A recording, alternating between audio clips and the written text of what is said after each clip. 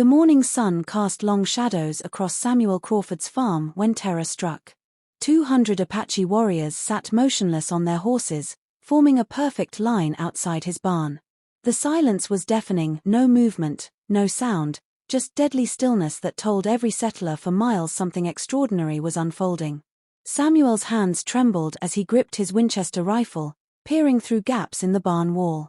War paint decorated their faces, gleaming lances caught the sunlight, and their eyes held the focus of predators. But they weren't attacking, they were waiting for something. One thought consumed his mind: where was Lucy? His 8-year-old daughter had been playing by the creek just an hour ago. Now she was gone, and Kansas Territory's most feared warriors surrounded his property like guardians of something sacred. The lead warrior dismounted with deliberate grace. Even from a distance, Samuel could see ritual scars across his chest, eagle feathers woven through his black hair, and the unmistakable authority that made other braves defer to his presence. This wasn't some random war party, this was someone important.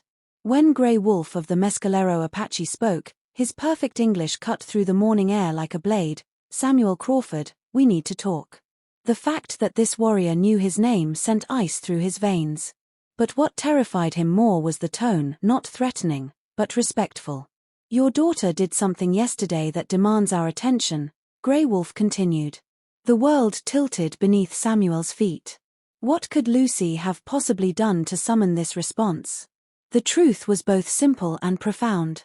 Lucy had discovered a dying Apache warrior beside the creek Red Bear, wounded by buffalo soldiers and seeking a peaceful place to die. Instead of fleeing in terror, she had shown him extraordinary kindness. She covered him with her precious blanket, held his hand as he passed, and honored his death with wildflowers and gentle songs. This act of compassion had created a sacred bond under Apache law.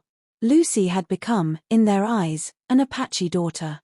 But before Samuel could keep her, he had to prove himself worthy through 3 tests that would challenge everything he believed about courage, sacrifice, and honor. The first test came without warning when Lucy's desperate cries echoed from a collapsing mineshaft. She had fallen 15 feet down, trapped on a narrow ledge as rotting supports groaned ominously above her.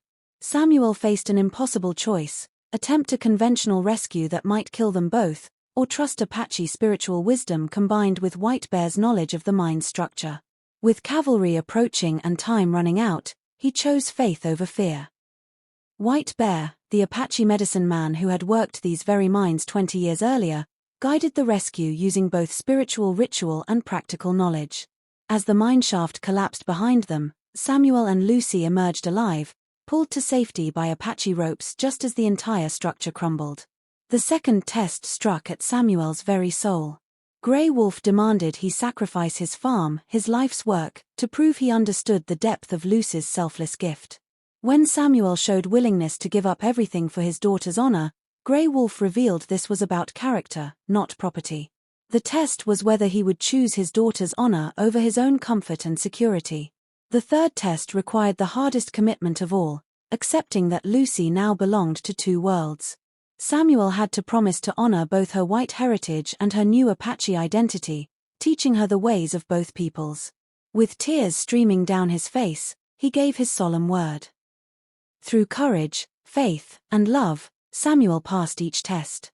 The Apache warriors, who had risked their lives to rescue Lucy from the mineshaft, returned her precious blanket as a symbol of Red Bear's gratitude.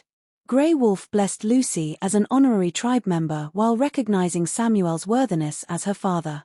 The tests had transformed not just Samuel, but the relationship between 2 peoples who had long been enemies.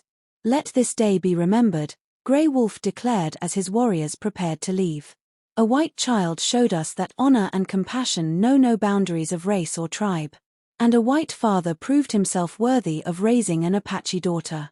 The story spread like wildfire throughout Kansas Territory, becoming a powerful testament to how one child's simple kindness could transform enemies into allies. Lucy Crawford grew up speaking both English and Apache, becoming a respected teacher who helped bridge 2 worlds that had seemed impossible to connect. Her farm became a place where settlers and Apache could meet in peace, a living testament to what understanding could accomplish. The old barn where Samuel had once hidden in terror became a meeting place for trade, discussion, and friendship. When Lucy married years later, warriors from Grey Wolf's tribe attended her wedding, honoring the child who had shown them that courage and compassion could flourish in any heart. The blanket she gave to a dying warrior became a cherished symbol passed down through generations, reminding everyone that true honor knows no boundaries of race or age. Children from both cultures learned Lucy's story, understanding that the smallest acts of compassion can change the world forever. Lucy's legacy became more than just a tale of frontier life, it became a beacon of hope showing that even in the darkest times of conflict, a single act of kindness could light the way toward understanding and peace. Her story proved that when we choose compassion over fear, love over hatred, and understanding over prejudice, we can build bridges that last for generations. The Crawford Farm still stands today, a monument to the power of one child's pure heart to transform an entire community and create lasting peace between peoples who had long been divided by fear and misunderstanding.